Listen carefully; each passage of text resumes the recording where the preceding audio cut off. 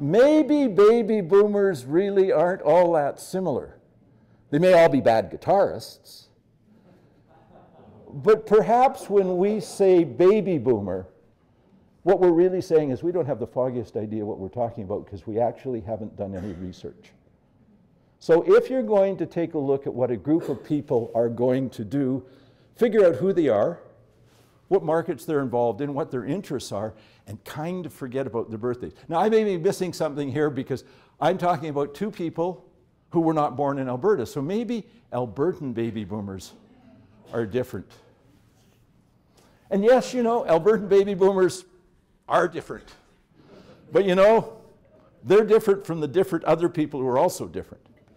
So the point of this is don't use birth dates. Take a look at who people are, what are they doing. The classic rule of marketing comes from this cartoon, where a cow says to another cow, I hate country music, I'm going to find a herd driven by hip-hop guys. Doesn't matter when somebody was born, doesn't matter where they were born. If you're doing market research, if you're looking at the community you're in, look at the community, not their birth certificates. What matters most if you want to know about somebody in a market that you're working in is not how old they are, but whether they're vegans. You're eating sprouts from Germany, but that's a bad joke.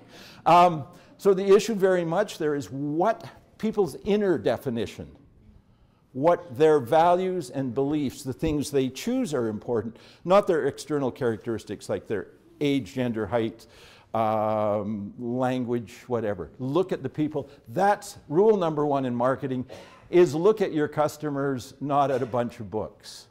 So there's our age profile in Canada in 2010. There's the people born after the war, 45 to 64. First the baby boomers turning 65 this year. There's that 28% jump from 45 to, sorry, just cough candy.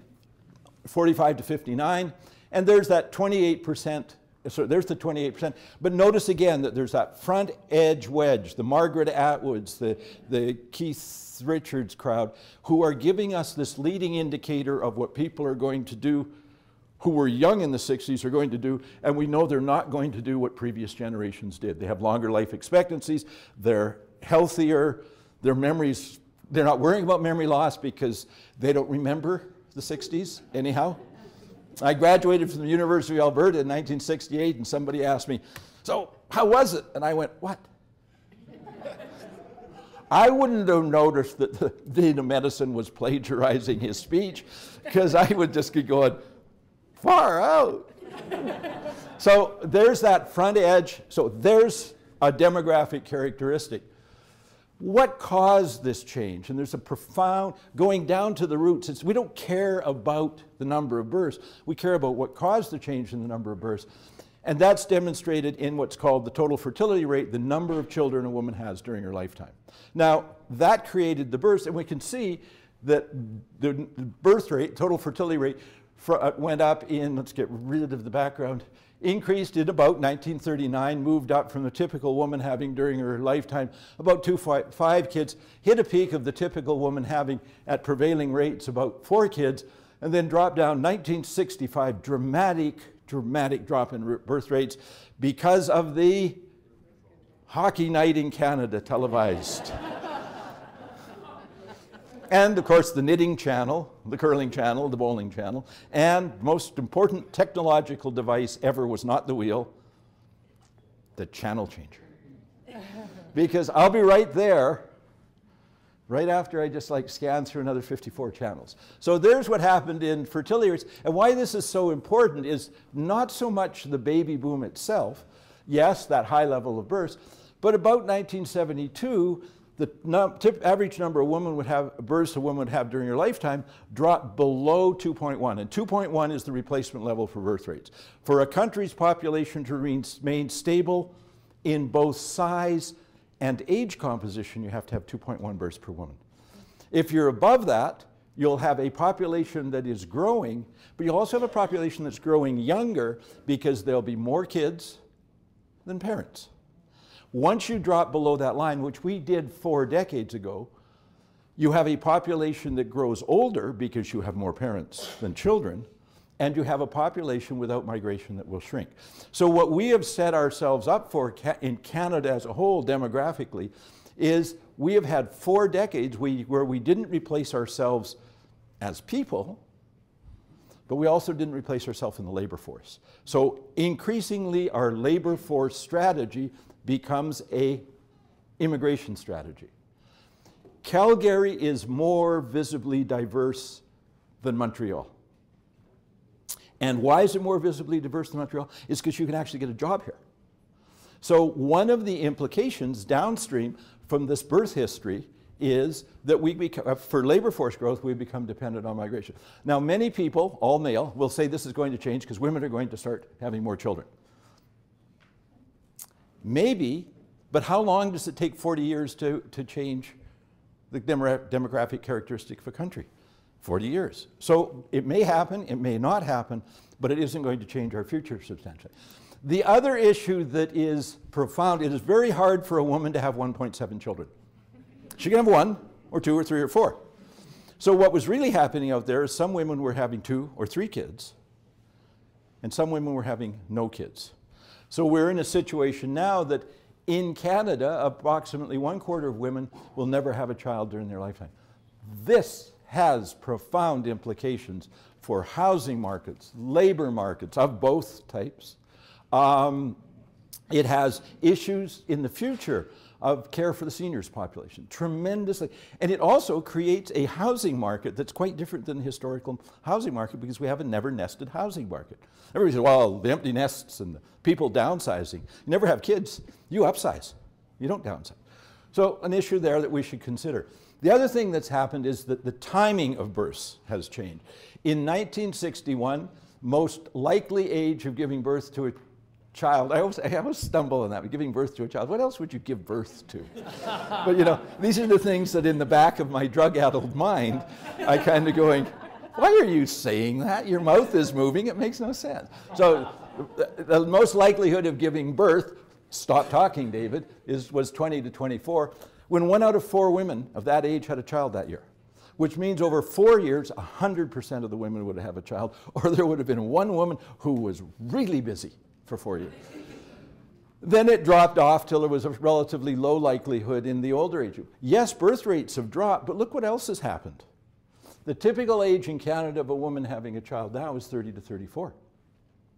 So what we have done is pushed back the beginning of families by a full decade. Again, neither good nor bad, but profound changes to society brought this about, and also consequences of it. So now the typical is 30, relatively low rate. What's happening here? Why are these young people doing this? Well, they're doing what they were told to do, which was to get an education. And so if you tell your kids for 12 years they're going through school that they have to get an education, don't expect them to move out and give you grandkids when they're 17, because they're going to go and get an education. And so we see this increase in full-time school attendance. This is census data. The most recent 2000 was from 2000. Oh, I'm supposed to say that. Most of this data comes from the 2006 census, except other data that doesn't, and I'll tell you about that when we get there. This census, and it shows up to 2001. 2011 census should show us that full picture, but we know this is going on. So they're not having children. They're staying in the parental home. Look at this. Percentage of kids, 60% of the 20 to 24-year-olds in Canada are in their parents' home. 1/4 of the 25 to 29-year-olds are in their parents' home. So enormous growth in the number of kids at home. Doesn't that make you sad? New York Times has an article of a 68-year-old man driving his 17-year-old daughter to college, and I'm going, 68, you gotta be golfing or something. Surely you got something. So there's the issue. Kids at home till later in the life cycle. So this is part of, not only is our births being pushed off a decade, but leaving home is being pushed off a decade. These are not families in conflict. These are families where people are sitting around listening to really bad music loudly because the parents burnt their ears out in '68. And young people always listen to bad music loudly, so it goes kind of. So what we take a look at is what's happened in our communities. Our communities have become home entertainment, houses full of home entertainment centers. Planners developed suburbs on the premise that kids would leave at 17 years of age. They're still there at age 25, and our suburban houses, our suburban areas, look like used car lots because there's mom's cars, dad's cars, and the kids' cars. And of course, kids' cars are the newest ones because mom and dad are feeding the kids, and the kids are going to college, maybe working part-time or going to university or SAIT or something. What do you call an adult male living in his parents' home? Fridge magnet. So there's the issue. Now, these kids, you know, they understand the purpose of getting ahead in life, so when they leave in the winter, they do shovel their car out. This is last winter in Calgary. This has profound implications for your industry. It has profound implications for communities. There's an enormous amount of money in these households because the kids are working part-time, they're not paying rent, etc. So the housing, they can go and buy a 17-foot by 64-foot screen that they put in the backyard and it looks like a drive-in. And it looks like a drive-in because there are all cars in the front of the house, so it all works. So first of all, there's a lot of people who are now skipping the rental market. They go straight from their parents' home at 28 into an ownership market. Parents help their kids buy the first place. So that these kids have way more money when they go to buy than we think they do. And of course, they never tell the bank that it's a loan from their parents. It's savings.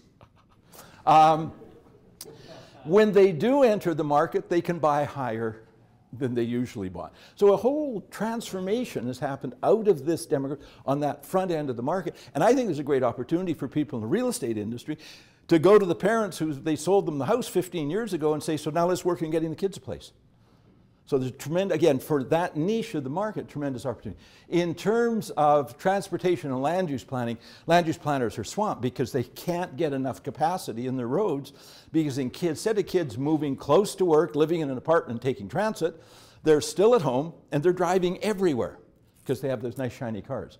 Households, lots of disposable income. They're buying, they're renovating, they're taking holidays, all of that. Buying vacation property in the East Kootenays. What is it, 70% of the residential property tax notices in Vermeer have Calgary postal codes. So again, there's opportunities with these households to do some real estate if that's the nature of the market you're in. And then this working, family life, everything, starting and ending much later.